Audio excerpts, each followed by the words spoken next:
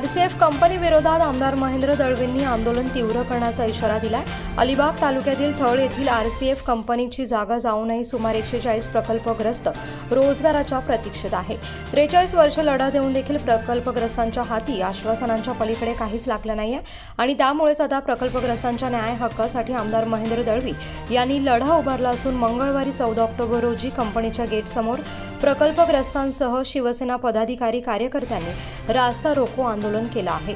तसेच पुढील 2 दिवस कंपनी गेटसमोर साखळी उपोषण करण्यात येणार असून या 2 दिवसात कंपनीने प्रकल्पग्रस्तांच्या बाजूने योग्य तो निर्णय न घेतल्यास आंदोलन आणखीनच तीव्र करण्याचा इशारा या ठिकाणी आमदार महेंद्र दळवी यांनी दिला आहे।